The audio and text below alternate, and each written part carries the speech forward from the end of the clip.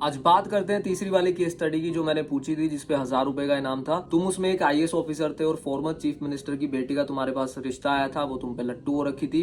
सो उसका सोल्यूशन और उसका विनर आज मैं बताता हूँ। तो भाई सबसे पहले मैं बताऊं, मैंने काफी सारे कमेंट्स पढ़ी। ट्रस्ट मी भाई, ये वाली केस स्टडी के आंसर पढ़ने में ना मेरे को मजा आ गया। मतलब ऑलमोस्ट हर किसी का ना आंसर एकदम परफेक्ट था, बढ़िया था। सो देखो यार, सीन क्या है ना, तुम एकदम हाँ एकदम ना ऐसा रिजिडली कुछ नहीं बोलोगे कि शादी करनी है नहीं करनी। तुम मेरे को एक बात बताओ, तुम एक चीज सोचो यार, तुम आईएएस ऑफिसर हो, तुम पढ़े लिखे समझदार पावरफुल, दुनिया भर के पुलिस वाले तुम्हारी सिक्योरिटी में लगे हैं, तुम्हें किसी चीज की कोई टेंशन नहीं है सेफ्टी सिक्योरिटी की। सो अगर तुमने ही डर के मारे उस लड़की से शादी करने के लिए मना कर दिया तो भाई और कौन करेगा? मतलब तुमसे अच्छा इंसान और कौन हो सकता है जो उससे शादी करे? ऐसे तो उसकी शादी होगी नहीं, वरना कभी होगी तो उसके बाप को कोई ऐसा ही गुंडागर्दी वाला आदमी ढूंढना पड़ेगा, उसमें तो उस लड़की की बर्बादी होगी।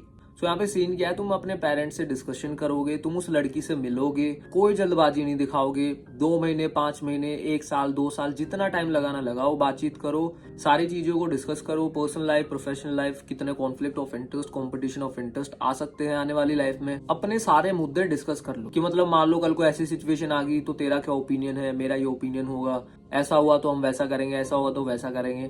तुम अच्छे से डिटेल में एक दूसरे को जानो समझो, और उसके बाद अगर तुम्हारी कंपैटिबिलिटी सही बैठ रही है तो तुम अपने फैमिली से भी बात करो, डिस्कशन करो, खुद भी अपना डिसाइड करो, किसी यार दोस्त से भी कोई एडवाइस लेनी हो ले लो, और सोच समझ के उसको हाँ या ना में जवाब देना। और अगर मान लो कॉन्फ्लिक्ट ऑफ इंटरेस्ट ज्यादा खड़े हो गए, ठीक है, और तुम्हें गड़बड़ लग रही है, तो फिर तुम उस लड़की को डायरेक्टली समझा सकते हो। मैंने बताया था ना, वो पढ़ी लिखी समझदार सवगुण संपन्न है, तो समझदार है भाई वो, तुम उसे समझाओगे वो समझ जाएगी। एंड रही बात उसके फादर की, देखो केस चल रहे हैं पॉलिटिक्स में, तुम भी जाओगे ना, तुम पे भी कोई 8-10 केस तो यूं ठोक देगा। वो होता है ना थोड़ा बदनामी के लिए, तो हो सकता है किसी ने जानबूझ के ऑपोजिशन वालों ने गलत केस ठोक रखे हो। फाइनल डिसीजन थोड़ी आया है, और अगर वो मुजरिम निकला भी तो उसके मैटर में भी तुम अपना डिस्कशन कर लो। तो ना तुम्हें सीधी हाँ भरनी है यहाँ पे, ना तुम्हें सीधी ना करनी है, सोच समझ के डिसीजन लेना है। तुमने अगर सीधी हाँ भर दी तो वही हो सकता है तुम लालची लगो कि उसका बाप सीएम बनने वाला, अपना कुछ फायदा देख रहा होगा।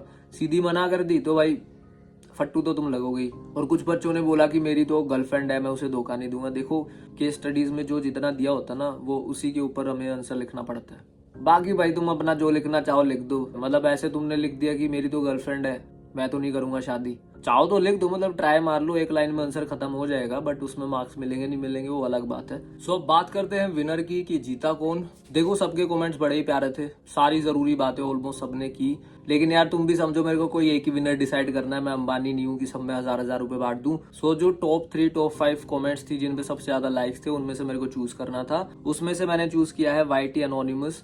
इनका आंसर बाकी टॉप 3 टॉप 5 से सिमिलर था, काफी हद तक सिमिलर था, लेकिन इन्होंने प्राइवेट वर्सेस प्रोफेशनल लाइफ पे थोड़ा ज्यादा एफर्ट दिया अपने आंसर में और सोच समझ के। बाकी तो ओवरऑल आंसर जो था वो लिखना चाहिए था वो लिख दिया इन्होंने। सो YT अनोनिमस से मेरी रिक्वेस्ट है भाई, अपनी उसी कमेंट पे जाके अपनी कोई ईमेल आईडी या फिर इंस्टा का अकाउंट मेंशन कर देना। उस ईमेल आईडी से मेरे को इस ईमेल आईडी पे अपना QR कोड या फिर UPI आईडी मेरे को भेज देना, मैं पेमेंट कर दूंगा। वरना उस इंस्टा की आईडी को जो तुम वहां पे मेंशन करोगे उससे अपना कोई QR कोड वगैरह कुछ भेज देना मेरे को, ठीक है।